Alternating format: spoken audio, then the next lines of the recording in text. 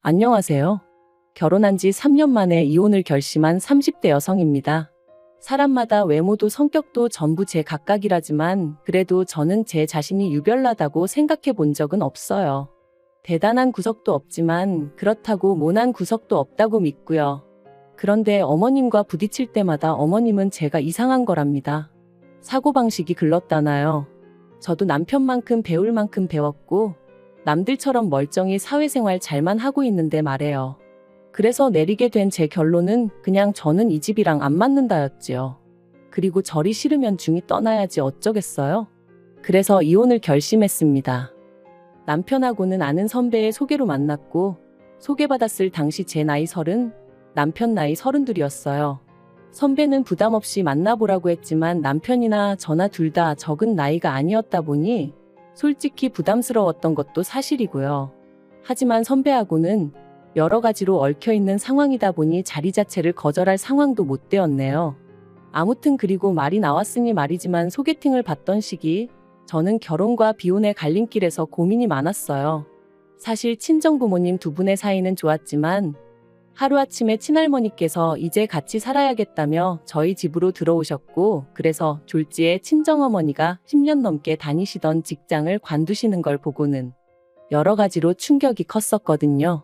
게다가 이후로도 친정어머니께선 친할머니 때문에 때로는 고모나 작은아버지의 부탁 때문에 많은 걸 이해하시고 포기하셔야 했는데 아무래도 그런 어머니를 보고 자라서 그런지 언젠가부터는 결혼하면 여자만 손해란 생각이 강해져 가더라고요. 하지만 막상 제가 성인이 되어 사회에 나와보니 저희 어머니와는 달리 또 많은 여자들이 결혼을 하고도 계속해서 자기 커리어를 이뤄나가는 거예요. 그래서 그때 뭐랄까, 사고방식이 올바른 남자를 만나면 가정도 이루고 내 커리어도 이어갈 수 있지 않을까. 그런 생각도 들더라고요. 한편으론 제가 너무 부정적으로 세상을 보나 싶기도 했고요.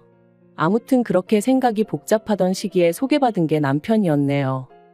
남편은 저와 마찬가지로 직장을 다니는 평범한 회사원이었어요. 외모라던가 그런 건 모난 구석 없이 제 눈에는 나쁘지 않았고요. 그리고 무엇보다도 대화를 나눠보니 말수가 많지는 않아도 자기 의견도 확실하고 줏대도 있는 게 마음에 들대요. 참고로 저 또한 우유부단한 성격은 아니다 보니 갈팡질팡하는 사람들을 보고 있으면 답답해서 아무튼 남편도 남편대로 제가 마음에 들었던 모양이에요. 첫 만남이 있고 나서 매주 주말마다 만나자고 해왔으니까요.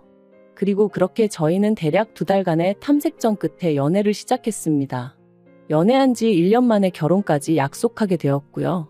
참고로 저는 못해도 인연은 만나보고 싶었지만 남편이 아버님 연세를 들먹이며 하루라도 빨리 자리 잡는 모습을 보여드리고 싶다고 저를 졸라서 어쩔 수가 없었네요. 그런데 어이없게도 남편의 성화로 서두르게 된 결혼임에도 불구하고 결국 시댁으로부터 제대로 된 지원은 받지 못했어요. 왜냐하면 어디 아픈 데도 없으신 아버님이셨는데 어머님께서 아버님의 건강을 핑계로 주시기로 하셨던 돈을 주지 않으셨으니까요.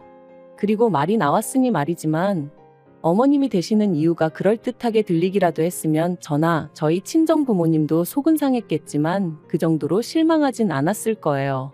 사실 상견례 자리에서도 어머님께서는 남편 앞으로 1억은 너끈히 해주실 수 있다며 저더러 땡잡았네 어쩌네. 별의별 말씀을 다 늘어놓으셨습니다.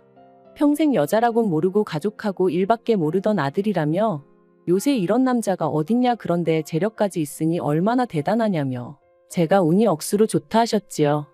그리고 어머님의 그런 아들 자랑 돈 자랑이 솔직히 곱게만 들렸던 건 아니에요. 시쳇말로 눈꼴 시리고 안 입고 왔죠. 제 눈에 안경이라 해서 남편과 결혼을 마음먹은 건 사실이지만 그래도 어머님이 나서서 계속 호들갑을 떠시니 어찌나 볼썽사납던지. 하지만 저도 그렇고 저희 친정부모님도 그저 떨떠름하게 웃는 것 말고는 아무것도 못했어요. 당시 친정아버지가 작은아버지의 부탁으로 돈을 빌려주셨는데 작은아버지 사업에 문제가 생기면서 저희 친정에서는 1억씩이나 해줄 만한 상황이 못 되었거든요. 그런데 어이없게도 막상 청첩장이 나올 때까지 어머님은 이런저런 핑계로 돈을 주시지 않으시더니 결국 결혼식 2주 전 저를 불러 앉혀놓고 하시는 말씀이 아버님 연세를 생각하면 지금 당장 쓰러지셔도 이상할 게 없답니다. 그리고 그렇게 되면 병원비며 이것저것 한두 푼 들어가는 게 아닐 텐데 그때 돼서 저희한테 손 벌리고 그러면 저희도 그렇고 어머님 아버님도 얼마나 마음이 안 좋겠냐대요. 그래서 내린 결론이 당장 결혼하는데 뭐 딱히 지원해 줄 건 없고 살다가 사정 좋아지면 해주겠답니다. 그때는 솔직히 얼마나 어이가 없던지 분한 마음까지 들더라고요. 하루아침에 상황이 달라진 것도 아니고 그러면 최소한 상견례 때 예의는 갖춰주셨어야 하는 거 아닌가 싶었으니까요. 아무튼 결국 양가로부터 별다른 지원 없이 남편이 모아둔 돈과 제가 모아둔 돈 5천씩 반반 보태 그 돈으로 전세를 구했습니다. 서울이 아니었으니 다행이지 서울이었으면 어림택도 없었을 거예요. 그런데 문제는 결혼한 지 1년도 되지 않아 제가 임신을 했고 그러면서 회사를 관두게 되었어요. 사실 어떻게든 버텨보려고 했는데 입덧부터 시작해서 여러 가지로 출퇴근조차 어려운 상황이었거든요. 그리고 제가 다니던 회사는 내실이야 좋았지만 직원 수 자체는 10명 남짓의 소규모였다 보니 제가 제 몫을 제대로 해내지 못하면 안 되는 상황이었거든요. 그래서 결국 퇴사를 할 수밖에 없었는데 회사 대표부터 시작해서 같이 일하던 사람들이 더 안타까워하대요. 여담이지만 이때는 그래도 내가 인정받는 사람이긴 했구나 싶어 좀 기쁘기도 하더라고요. 아무튼 그런데 어이없게도 정작 제 퇴사를 알게 되신 어머님께서는 얼마나 노여워하셨는지 몰라요. 그것도 제 회사한테 노여워하신 게 아니라 퇴사를 했다는 사실에 노여워하셨어요. 말씀하시길 제 조건이랄 게 마음에 드는 게 없었지만 그래도 제가 제 밥벌이는 하겠구나 싶어서 허락한 결혼이었다 하시며 그런데 이제 와서 임신했다고 유세 부리냐 어떻게 남편 고생할 건 하나 생각도 안 하고 그거 좀 힘들다고 홀랑 회사를 때려치냐. 너는 그럼 앞으로 내 아들한테 기생해서 살겠다는 거냐. 이거 사기 결혼이다 하시는데 그때 어머님이 하신 말씀은 제가 죽을 때까지도 토시 하나 잊지 못할 것 같아요. 그래도 시간은 흘렀고 저는 눈에 넣어도 아프지 않을 딸아이를 낳았습니다. 솔직히 임신 사실을 확인했을 때부터 어머님은 당연히 제가 아들을 낳을 거라 믿으시는 눈치였지만 저는 아들이고 딸이고 전혀 신경 쓰지 않았어요. 그저 건강한 아이였으면 좋겠다는 거 그리고 굳이 보태자면 남편이 아닌 제 눈을 닮았으면 좋겠다는 정도였지요. 그런데 제가 딸을 낳고 나니 어머님이 임신 내내 주시겠다 하시던 조리원비도 못 준다셨습니다. 제가 당신이 부탁해서 애를 낳은 것도 아니고 좋아서 낳은 건데 왜 몸조리를 당신이 시켜줘야 하냐는 핑계를 대시면서 말해요. 하지만 계획보다 일찍 아이를 갖게 된 것도 남편이 아버님 돌아가시기 전에 손주 한번 안겨드리고 싶다 해서 가진 거였거든요. 어머님도 거의 똑같은 말씀을 하셨었고요. 그래서 이때부터는 어머님이 뭘 하시건 간에 말 그대로 콩으로 매주를 쓴다고 해도 믿지 않겠다 다짐을 했죠. 그런데 이런 상황을 알게 된 친정부모님께서 어이없다 하시더니 제 계좌로 500만 원을 보내주셨습니다. 이 돈으로 산후조리원에 가라시면서 말해요. 놀란 제가 이 큰 돈이 어디서 나셨냐 하니까 친정어머니 말씀이 친정아버지가 저 시집갈 때 뭐 하나 못 해준 게 늘 마음에 걸린다며 옆 동네 아파트의 경비로 취직을 하셨다대요. 임신한 제가 걱정하느라 스트레스 받으면 어쩌냐며 저한테는 절대로 말하지 말라셨다면서요. 그 이야기를 듣는데 말 그대로 눈물이 쏟아졌어요.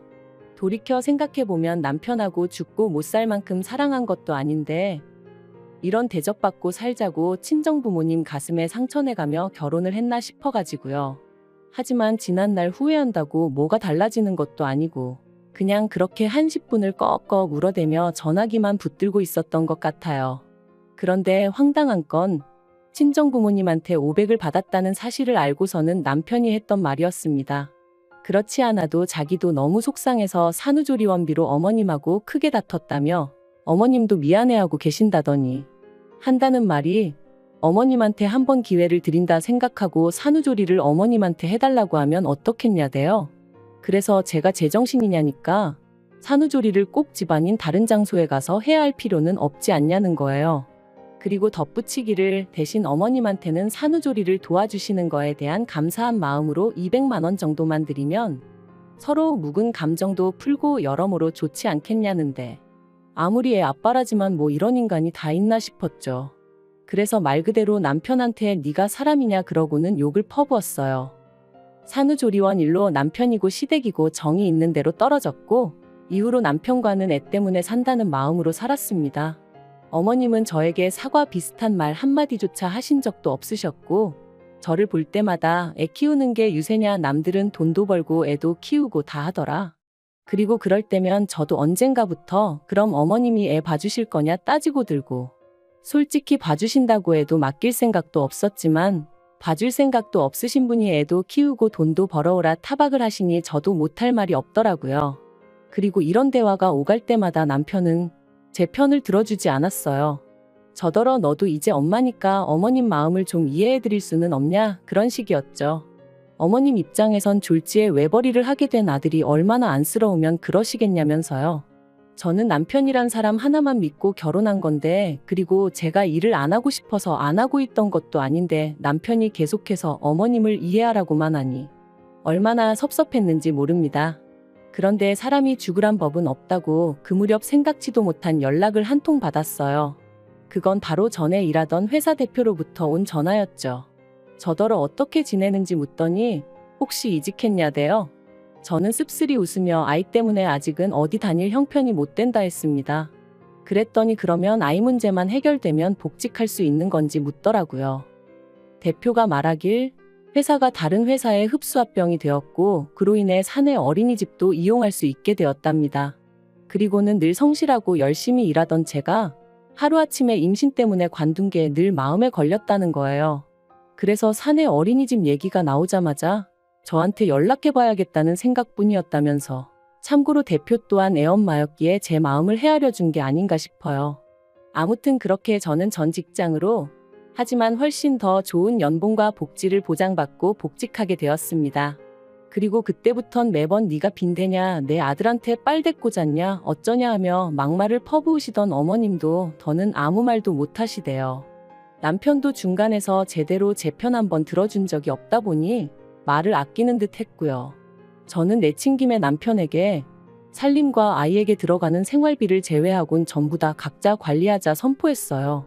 누군가는 저더러 남편이 외벌이할 때는 남편한테 생활비 탔어 놓고 너가 돈 벌자마자 태도를 바꾸는 게 말이 되냐 할 수도 있지만, 한 번도 생활비 넉넉하게 탔어 본 적 없고 남편한테 돈 타서 쓰는 동안 제대로 된 옷 한 벌 사 입어본 적 없습니다.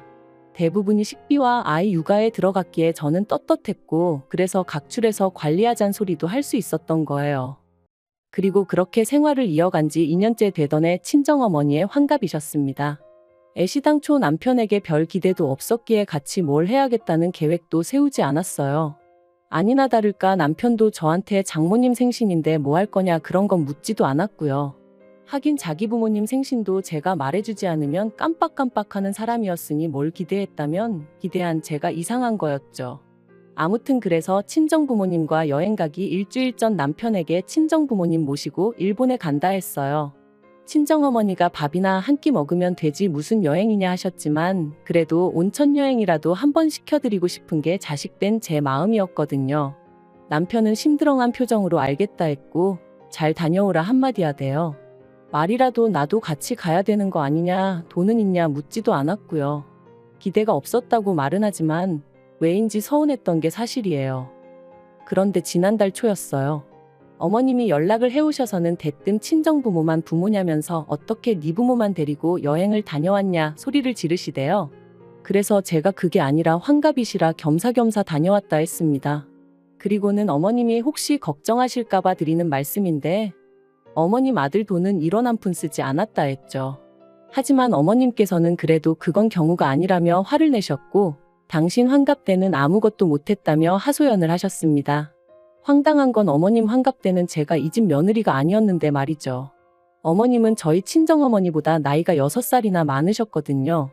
그래서 제가 그러면 칠순 때 챙겨드리겠다 하니까 칠순까지 얼마나 남았는 줄 아느냐며 무조건 지금이라도 지나간 환갑을 챙겨달라셨어요. 어이도 없고 환장하겠더군요. 그렇게 전화로 1시간 10분을 시달린 끝에 알겠다 했습니다.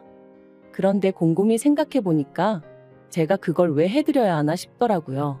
그래서 남편한테 여행은 좀 과한 것 같다니까 저더러 알아서 하랍니다. 자기는 어머님 환갑 때 100만 원 해드렸으니까 이 일과는 상관이 없다면서 말이죠. 그리고 강 건너 불구경하듯 말하는 남편의 모습을 보고 있으니 그동안 어머님과 제가 갈등이 있을 때마다 남의 일마냥 먼 산만 보던 남편의 지난 과거들까지 떠오르면서 더더욱 억울하고 분한 마음이 들더라고요. 그래서 저도 이대로는 못 넘어가겠다. 말 그대로 복수를 해야겠다 싶대요. 그래서 어머님이 저한테 이렇게 주신다며 잔뜩 기대하게 만드셨던 것처럼 저도 여행 일정이며 이런저런 이야기로 남편과 어머님을 잔뜩 들뜨게 만들었어요. 그리고 출발 하루 전날 남편과 함께 어머님 댁에 찾아가 갑자기 사정이 생겨 여행을 못 갈 것 같다고 통보해버렸습니다. 영문도 모르고 같이 간 남편이 눈이 휘둥그레져서 저를 쳐다보더라고요. 그리고 역시나 제 예상대로 말 그대로 난리가 났어요. 제가 당신을 가지고 놀았다면서 세상에 이런 법이 어딨냐 하시더니 약속을 했으면 지켜야지 사람을 뭘로 보고 이런 짓을 하냐면서요. 그래서 저도 지지 않고 저는 어머님 사정을 다 이해해드렸는데 어머님은 왜 저를 이해 못해 주시냐 서운하다 받아쳤습니다. 어머님이 저한테 하셨던 말씀처럼 제가 무슨 빚을 진 것도 아니고 마음 같아선 해드리고 싶었지만 안 되는 걸 어떡하겠냐고요. 그랬더니 어머님도 더는 아무 말씀을 못 하시긴 하대요. 하지만 이 일로 남편 입에서 이혼 소리까지 나올 줄은 솔직히 꿈에도 생각을 못 했습니다. 남편은 그저 저더러 너무하다며 어머님이 결혼할 때 돈 안 해주신 걸로 제가 이렇게 앙심을 품고 있을 줄은 몰랐다는 거예요. 그래서 돈이야 우리 친정에서도 안 해주셨는데 내가 무슨 앙심을 품고 있었겠냐 했습니다. 하지만 이후로 어머님이 돈 가지고 나를 얼마나 서운하게 하셨는지 당신은 알지 않냐고. 그때 맺힌 게 지금 이렇게 터져나온 것뿐이라 했죠. 하지만 남편은 저를 이해하려 노력하기보다는 그래도 어머님이 얼마나 상처를 받으셨겠냐며 제가 심했답니다. 그리고 그런 남편과 저도 더는 대화하고 싶지 않아 마음대로 생각하라 했는데 남편이 친정부모님과 여행하면서 든 돈이 얼마냐며 그 돈하고 똑같은 액수로 어머님한테 드리래요. 제 잘못에 대한 용서를 구하면서 말이죠. 그리고 그 말을 들으니 앞으로 살면서 이보다 더한 일들도 많을 텐데 그럴 때마다 남편은 제 편이 아니겠구나 싶은 생각이 들면서 이혼하자는 남편을 더 이상 붙잡고 싶지 않아졌습니다. 솔직히 붙잡은 것도 제가 남편이 너무 좋아서 그런 것보단 애 아빠니까 그런 거였고요. 결국 남편과 저는 협의 이혼 중이고 앞으로 한 달 정도면 저희는 완전히 남남이 됩니다. 앞으로 혼자 아이를 키우며 살 생각을 하면 솔직히 눈앞이 깜깜하기도 하지만 그래도 정서적으로나 경제적으로나 뭐 하나 의지하기 힘든 사람과 부대끼며 사는 것보단 혼자가 낫겠다는 확신이 있거든요. 그리고 엄밀히 말하면 저를 아껴주는 부모님과 직장 동료들 친구들이 있으니 저는 혼자가 아니죠. 잘 살 수 있을 거라 믿어요.